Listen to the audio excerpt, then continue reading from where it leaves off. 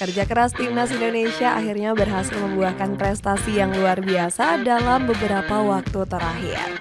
Terbaru pasukan Garuda masih menaruh asa dengan lolos ke babak ketiga kualifikasi Piala Dunia. Selain itu, anak asuh Sintayong juga sukses mengamankan tiket lolos ke Piala Asia dalam 2 edisi berturut-turut. Prestasi gemilang ini diprediksi akan semakin melejit dalam 3 tahun ke depan.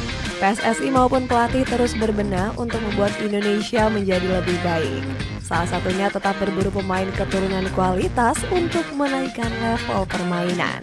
Cetak Gol coba merangkum seberapa kuat timnas Indonesia dalam 3 tahun ke depan sebagai berikut.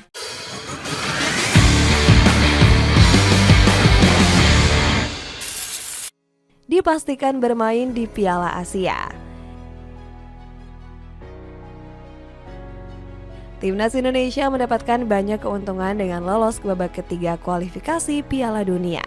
Skuad Garuda dipastikan otomatis lolos ke putaran final Piala Asia 2027. Itu artinya satu pencapaian besar sekali lagi dihadiahkan oleh Sintayong. Pelatih asal Korea Selatan ini berhasil membawa pasukan merah putih back-to-back ke Piala Asia. Prestasi hebat ini membuat Indonesia menjadi satu-satunya tim Asia Tenggara yang sudah memastikan lolos. Padahal prestasi ini sangat sulit kita raih di beberapa tahun terakhir. Skuad tanah air selalu mengalami banyak kesulitan saat bermain di babak kualifikasi. Apalagi kualifikasi untuk Piala Asia 2027 nantinya akan jauh lebih sulit. AFC selaku Federasi Asia melakukan beberapa perubahan merujuk peraturan baru dari FIFA. Seperti diketahui ada tambahan 6 slot yang lolos otomatis ke Piala Asia Arab Saudi. Saat ini kontestan di ajang tersebut sudah berjumlah 18 negara termasuk tuan rumah. Dengan begitu babak kualifikasi hanya tinggal mencari 6 peserta saja. Peraturan ini tentunya akan memberatkan 24 tim yang berjuang di babak kualifikasi. Pasalnya mereka harus saling sikut untuk bisa menjadi juara grup. Apalagi masih banyak tim-tim langganan Piala Asia yang belum mendapatkan tiket lolos. Mulai dari Thailand, Vietnam, India, Tajikistan hingga Suriah. Maka dari itu Indonesia dinilai sudah meraih pencapaian besar karena berhasil lolos. Media Inggris yakni ESPN menyoroti keberhasilan pasukan Garuda. Media ini memuji keberhasilan skuad tanah air ke Piala Asia 2027. ESPN menyebut Indonesia sangat kuat dan berpotensi bakal melakukan banyak gebrakan di beberapa tahun ke depan. Semakin berhubungan dekat dengan FIFA. Selain itu, Indonesia dinilai bakal memiliki hubungan yang makin erat dengan FIFA. Seperti yang diketahui, FIFA baru saja membangun kantor di tanah air pada bulan November 2023 lalu. Langkah ini sebagai bentuk tercapainya tujuan transformasi sepak bola Indonesia untuk wilayah Asia. Nantinya segala urusan yang berhubungan dengan FIFA akan lebih cepat terselesaikan. Erick Thohir selaku Ketua Umum PSSI sangat senang dengan hal ini. Dia bilang ini sebagai salah satu langkah besar untuk perkembangan sepak bola Indonesia. Dengan hubungan erat ini bukan gak mungkin akan ada gebrakan terbaru dari PSSI. Salah satunya dengan mengajukan Indonesia sebagai tuan rumah event besar. Sebelumnya Indonesia dinilai sukses saat menggelar Piala Dunia U17. Saat itu PSSI menunjukkan keseriusan dengan memberikan beberapa fasilitas yang mewah. Sebut saja dengan menunjuk beberapa stadion mewah sebagai venue pertandingan. Mulai dari Jakarta International Stadium, Manahan Solo hingga Stadion Gelora Bung Tomo. Ketiga stadion ini dipersiapkan secara serius agar bisa memberikan kenyamanan. Bahkan PSSI juga mampu menambahkan fasilitas VAR di setiap stadion. Presiden FIFA yakni Gianni Infantino memuji kesuksesan Indonesia menggelar Piala Dunia. Sang presiden berterima kasih kepada PSSI karena sudah menjadi tuan rumah yang hebat. Dengan begitu, Indonesia tentunya sudah memberikan kesan yang baik untuk FIFA. Di sisi lain, Indonesia juga akan semakin terbantu dengan kehadiran FIFA di Indonesia. Pasalnya proses pengurusan administrasi pemain keturunan akan jauh lebih cepat. Sebelumnya PSSI harus membutuhkan waktu kurang lebih 1 minggu. Saat ini proses tersebut diketahui hanya membutuhkan waktu 3 hari saja. dipenuhi darah keturunan. Timnas Indonesia diprediksi akan jauh lebih kuat karena bantuan pemain keturunan. Para pemain berkualitas mulai banyak yang tertarik untuk membela skuad Garuda. Pemain-pemain yang dimaksud ada Jairo Riedewald, Kevin Dix, hingga Mads Hilgers. Ketiga pemain ini paling dirumorkan akan menambah kekuatan pasukan merah putih.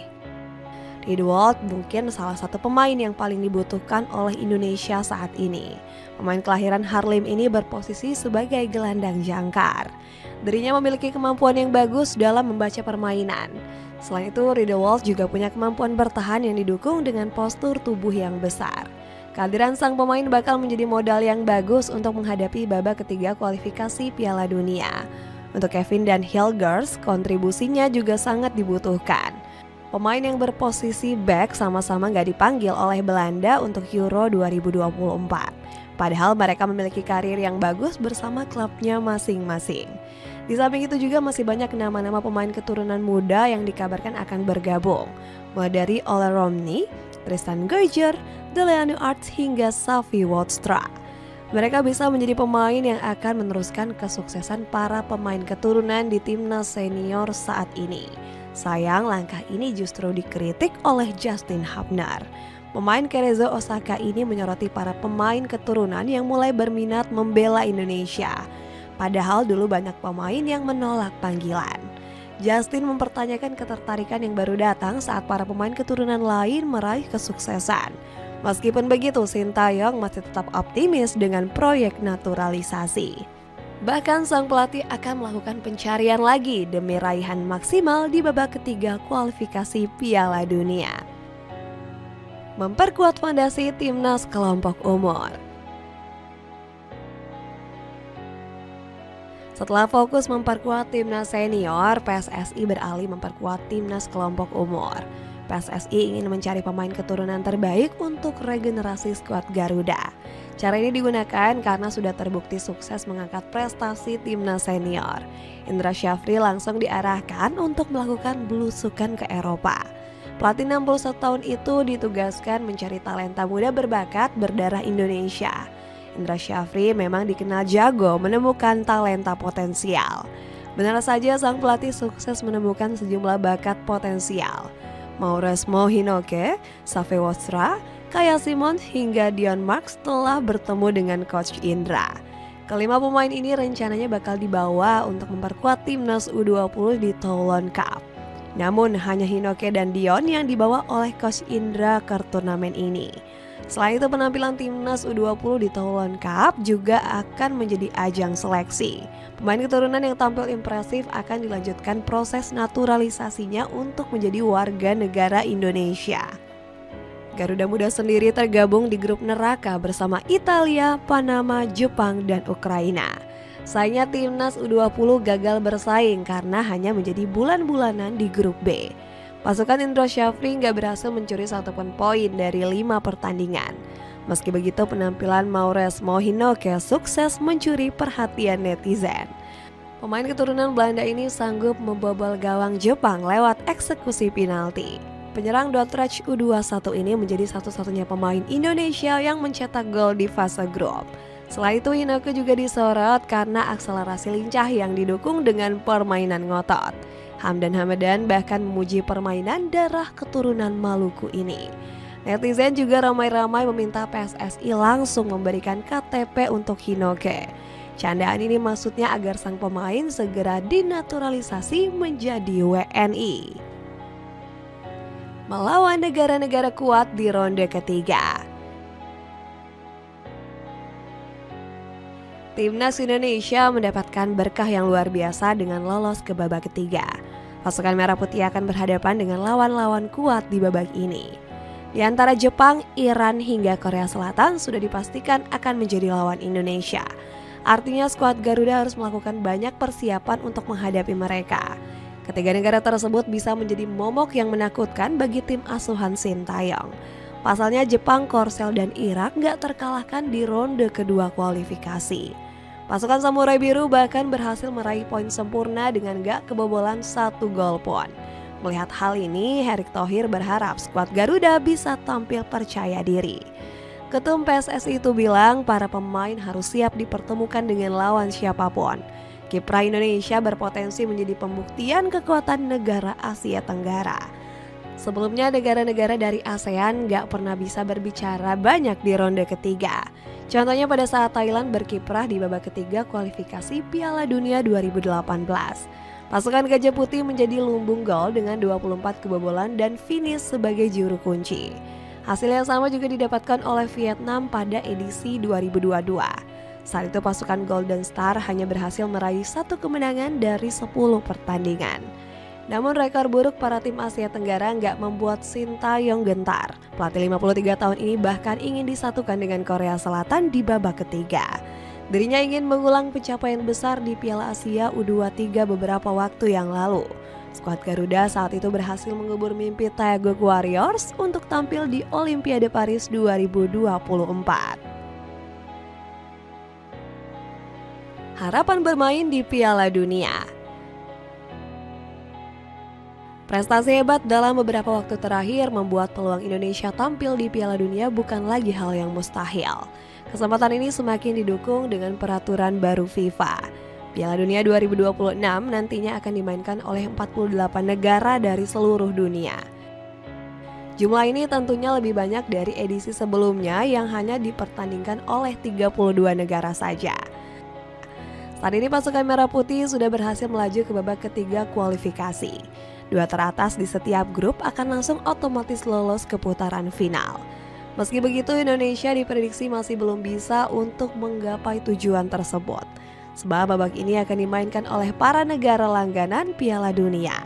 Justin Laksana selaku pundit nggak yakin skuad Garuda akan ke Piala Dunia.